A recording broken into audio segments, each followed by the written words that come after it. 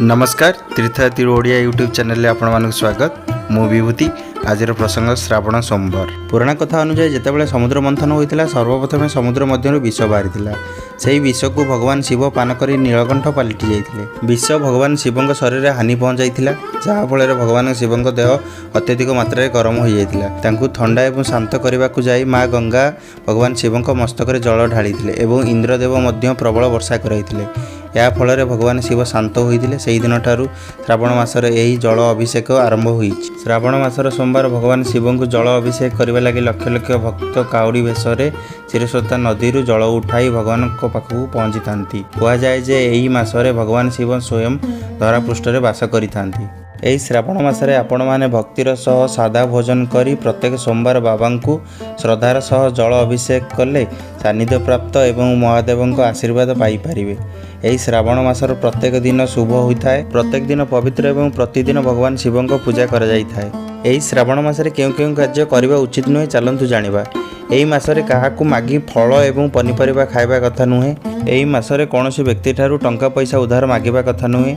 ईश्वरंकर शरण रे आसीथिबा व्यक्ति अहंकारी एवं मिछ कहबा उचित नुहे। यही मासरे घरे रखा जाइथिबा पुराणा खाद्य एवं बासी खाद्य खाइबा उचित नुहे कारण से परजीवी एवं कीट बास करिथांती। सेही खाद्य खाइले मना जाए जे आपण माने जीव हत्या कले एवं ताकू मध्य खाइले। या ऊपर एक पौराणिक कथन अछि। थरे भगवान शिव एवं माता पार्वती कैलाश पर्वत उपर बसिथिले। माता पार्वती पृथ्वी पृष्ठ में देखिले किए शिवलिंग उपर जल चढ़ाऊँच तो किए शिवलिंग उपर क्षीर चढ़ाऊँच किए दूर दूरांतर गंगा जल आनी भगवान उपर चढ़ाऊँच। यह देखि माता पार्वती भोलानाथ को पचारिले प्रभु पृथ्वी पृष्ठ में मनुष्य माने आपणक उपर जल क्षीर गंगा जल आदि चढ़ाई पूजा करुछथि। यार कौन फल प्राप्त करेंगे से कहतु। यह शुणी भगवान शिव कहले पार्वती श्रावण मासरे मो पाखरे जल चढ़ाइबार बहुत महत्व रही। जो व्यक्ति यही मासरे निष्ठार सह मो पाखरे जल अभिषेक करिथाए से सौभाग्य प्राप्त करिथाए। यह शुणी माता पार्वती कहले प्रभु कौन कोटि कोटि लोक जो माने जल चढ़ाउछन्ति से समस्ते वैकुंठ प्राप्त करिवे। भगवान कहले पार्वती जो व्यक्ति मनरे श्रद्धा एवं हृदय प्रेम सह मो सेवा करिवो से अवश्य वैकुंठ प्राप्त करिवो। यह शुणी माता पार्वती कहले यह किभଳି जना पड़िबो केउ व्यक्ति मनरे श्रद्धारे पूजा करूअछि एवं केउ व्यक्ति मनरे श्रद्धारे पूजा करू नाही। यह शुणी शिव कहले यह तो भक्तर मनर भावरु जना पड़िथे चल मर्त्य लोक जाई यार प्रमाण करि आसीबा। यहाँ पर भगवान शिव निजको एक बुढ़ा कुष्ठरोगी एवं माता पार्वती एक सुंदर नारी रूप में धारण करी एक प्रसिद्ध शिव मंदिर बाहर बसीगले। से मंदिर को जो भक्त आसुले माता पार्वती तांको कहूथिले आमे बहुत गरीब मो स्वामी जड़े कुष्ठरोगी से चली पारु नाहंती मु तांको निजर पिठी धरी यही स्थान को आसीछि। कहुए जे यही मंदिर रे भगवान शिव को दर्शन करी मो स्वामी हाथ शिवलिंग रे जल अर्पण कले से ठीक हो जिवे। परंतु मु अत्यंत थकी जाइछि जे तांको यही मंदिरर पहाच चढ़ाई पारिबि नाही आमको साहाय्य कर।